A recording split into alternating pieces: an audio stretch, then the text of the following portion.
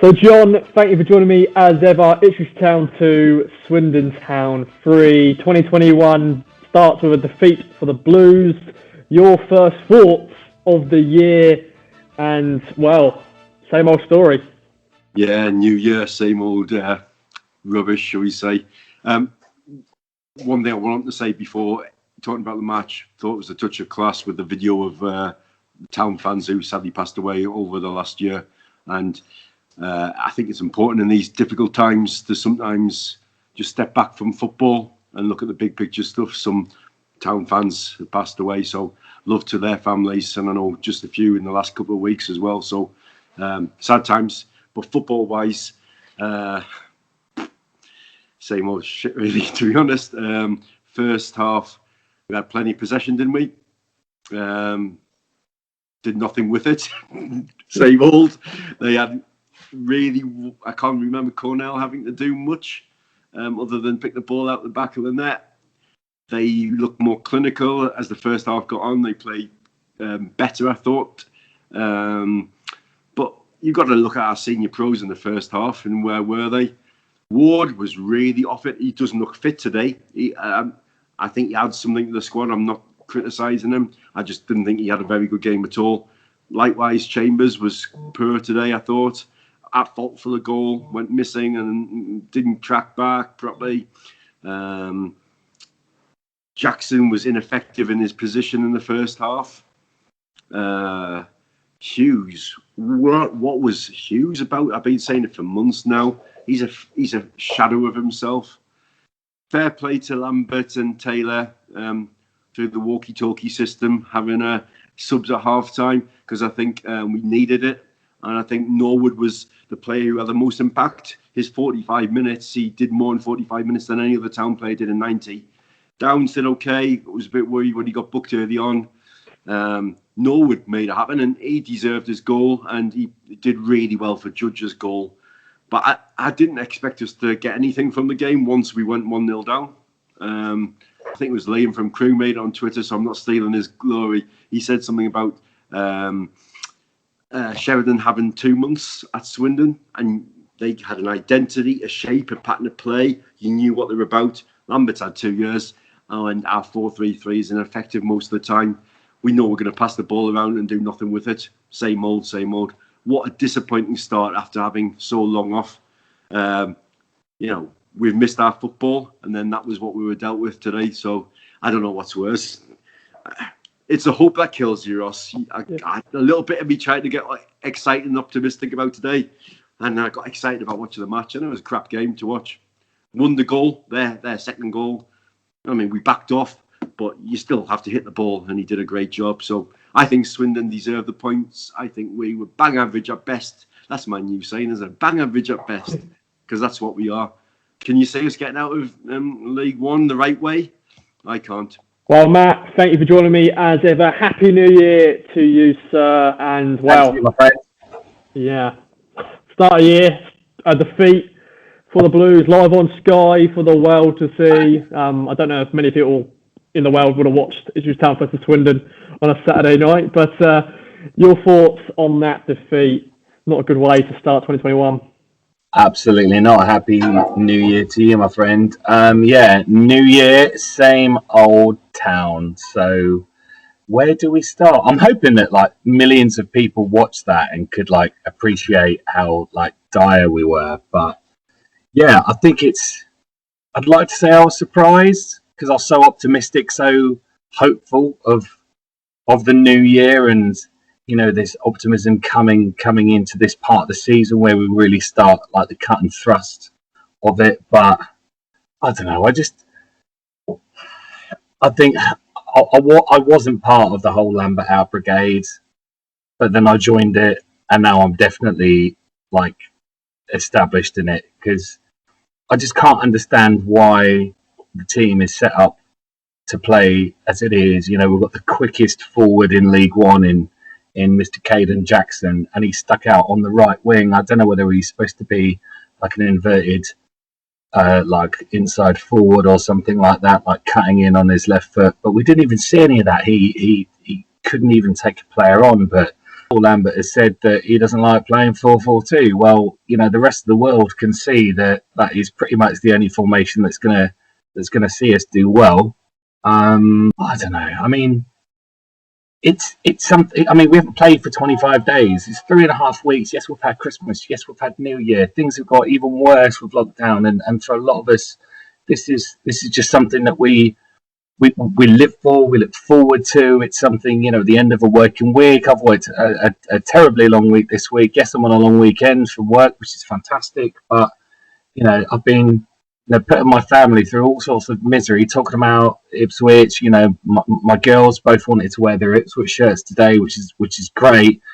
And then, my eldest actually said, how can we be losing 3-1 at home to Switzerland? And I'm like, it's Swindon.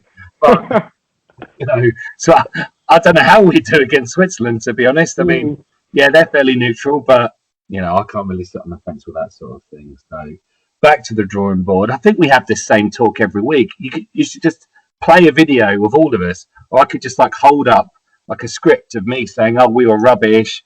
The system doesn't work. We don't know why he plays it. So and so did look up for it." I mean, did we really have any standout players today? I don't think we do. I mean, Dazelle looks absolutely fantastic, technically gifted. He gets the ball and then he pings it, but there's no one on the end of it. There's nobody making those runs. There's no penetration, which is quite sad, really, because without any of that, we're not going to be able to do anything. And if we can't beat Swindon Town, who they're 23rd, yes, they might still be in that honeymoon, slightly delayed honeymoon period of John Sheridan coming in. It's yeah, and also I loved being back at Portman Road before Christmas. Bert and Albion, when I spoke to you, when I met you, and when I met a couple of the other guys, socially distanced and safe, of course. But yeah, it's just I don't know. Onwards and upwards, we go again. Insert all the cliches here, but the most depressing thing for me, and I use the word depressing quite lightly because there's a lot more at the moment to be depressed about in this what we're going through as a society in this country. But the worst thing is that I don't think there's a quick fix. I don't think there's an easy fix. It's not like the manager could get sacked. He's got 4 years left. This is a massive payout. I don't think Evans is going to do that, but there you go. I'll take a breath down. Well, Thomas, thank you for joining me as ever. 2021 starts with another defeat. Your thoughts, my friend? Well, to be honest with you, Ross, it was absolutely we were dire. First half, admittedly, yeah, we've been on a break from COVID, and you can use that as an excuse as much as you want to. I'm sure Lambert will when he's asked about it. But the fact is, we're better than that. As a team that's second from bottom in League One, we should be doing better than that completely. I tweeted about half time, but he won't get blamed for it at all. But the first goal, where was Chambers for that? He's supposed to be playing the right back, and he's nowhere to be seen. There's so much space for that cross, and then all of a sudden, Chambers is in the centre of the box. It should be challenging for where he is, and doesn't even get a challenge in for that goal either. So, effectively, Chambers for me is to blame for that first goal. It's time after time after time he makes a mistake, and we let him off, or fans let him off when they really shouldn't. There's another mistake today as well, where he's just cost us the first goal. We've gone back on the back foot once again because of a mistake there, an error, and we struggled to come back into it. First half, we didn't look like a promotion chasing team. We were pretty rubbish. Swindon looked the much better team. You could argue that Swindon looked the team that are more likely to fight for promotion than us, and they're the ones who are struggling to stay in this league. So, and then obviously we keep saying how we haven't beaten a top 6 team in this league. We haven't beaten a top team for so long, and keep talking about this circle that I keep talking about. But today, that circle's been broken because we've now lost to one of those teams that we can beat. So where do we go from now? Because it's kind of, we've lost to Swindon, who are in the bottom half, in the bottom 3 even. So it's kind of got to the stage where we can't beat these teams. We're now going to decline. And yeah, admittedly, we looked better when Norwood come back in the second half. We looked better when Down started to come off the bench. But it's kind of got to the point now where if you start losing to these teams, we're going to fall away and continue falling away.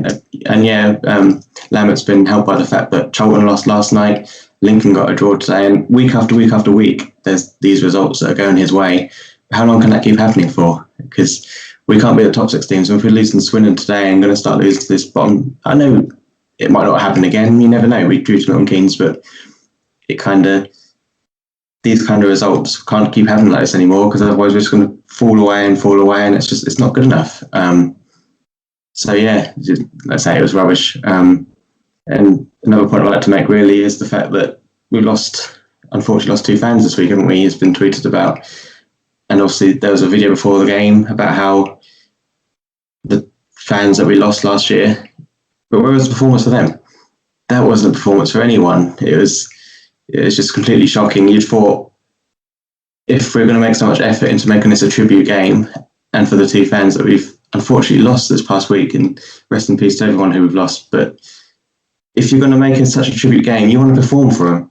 And we haven't, and no one cares. Lambert doesn't care. You can't tell me after that Lambert cares. No one could tell me anymore that he cares for this club after all the PR rubbish that he came out with when he come here to begin with. No one could tell me any different anymore. He's just a fraud. I've been saying it for a while, but I'm more than ever convinced now that he's just a fraud and doesn't give a shit anymore. He can piss off for all I care. Had enough. I've had a few drinks. I'm not happy driving up to Glasgow now. I don't care. He's got to go. But the fact of the matter is, he's going to stay here, and we've got to live with this rubbish for God knows how long. It's just ironic that we've got UEFA Cup 40 years on our shirt, and then they've gone and performed like that and lost to, no disrespect to Swindon, but we've gone and lost to a team in the bottom half of the league when we should be beating them and continuing our promotion push. But yeah, rubbish.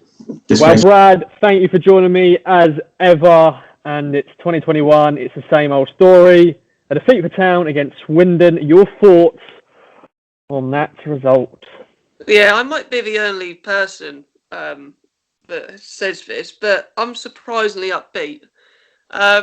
I think it might be because we haven't played for a month, and it was nice to watch Town again, and get that sort of feeling of just willing the team on and that. But I saw enough in that second half to get me a little bit excited for the future. First half, we were crap. I mean, that didn't even make any difference that we hadn't played for a month, because we were playing like that beforehand. But second half, just seeing Flynn Downs came on, I think that's what gave me a massive boost, because he was by far and away our best midfielder, by far and away the fittest player out there, and he'd not played in 3 months. So it just shows what an athlete he is and what a player he actually is, because if we're going to do anything this season, that's going to be if he stays fit. And he's normally a fit lad. It was a bit of a freak injury, weren't it? So him coming back, Norwood is obviously a massive upgrade on Drinan. Drinan has got all the attributes, but I think he needs to actually go out on loan to be able to really develop and score goals and come back with a bit of a vengeance. But yeah, Norwood didn't give him minutes rest when he came on. It was a little bit sloppy at times because he hadn't played in so long. But yeah, there was enough there to see if we bring this Luke Thomas in, play him on right wing. If you have Dweon on the left, if you have Bishop, Downs, and Dazelle midfield, Norwood up front, and dare I say Vincent Young right back, then I can only be positive. I mean, Happy New Year and all of that, and you've got to be positive for 2021 after 2020 we had. So as a country, and let alone the football. So yeah, I'm gonna try and be positive. Look forward to the next one, and hopefully all that cavalry that I mentioned are back in time, ready to start for Peterborough. So yeah, not too down. Well, David, thank you for joining me as ever. Happy New Year, sir. And well, a defeat for Town to start the year. Keep it clean. Keep it clean. Are you sure? Yeah, I'm sure. But yeah, your thoughts on that defeat? Frustrating watch. Yes, I I predicted a 3-0 because I thought, well, green shoots, reboot, time off, come back, new players. Before the break, then I was saying at some point we're going to lose to some crap from the bottom of the league because we keep having really tight games against rubbish and we pull it out of the bag and it's going to lose. And then I thought, okay, it's all going to change today. But we got the defeat that I was predicting before the break instead. It's crap, beginning to end. Little pockets of good things. I thought Judge had a decent game. I was pleased that he scored. Credit where it's due, because I am a huge critic of his, but he worked hard. He got into those places, and I thought he was decent. Hughes wastes his time. He's got no energy at all, and that's what Downs and Norwood brought. They brought an enthusiasm and an energy which we lacked completely in the first half. Ward, seeing as you've told me to keep it clean, Ward is something that also starts with W and is also 4 letters long. Absolute load of toss. Ward. McGuinness, I still don't think is all that. I'd rather, if we're going to have a young player making mistakes, why don't we have our own?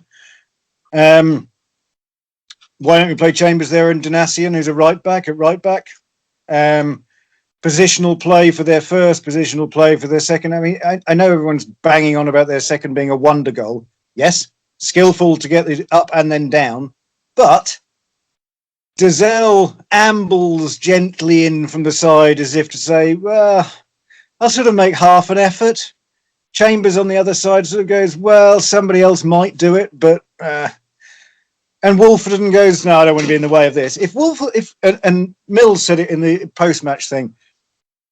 If Wolfenden steps into that, narrows that angle, he makes him have to make a damn sight better shot than he did because he's forcing him to under pressure. Stepping off. He's got all the space in the world to pick that out. And yeah, it involves some skill, but it's not a world-class goal. It's not phenomenal. It's not goal of the century. It's none of those things. It's shit defending.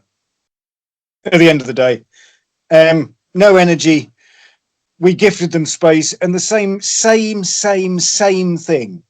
We tap it around, and then allow them to get back into position, and we can't open stuff up. We try and push it through the middle, where it's over congested because we've spent so long fanning around with it. In that last bit where we were 3-2 down, rousing finish, you think? No. You've still got people going sideways across the halfway line. The rousing crescendo was playing it down the wing.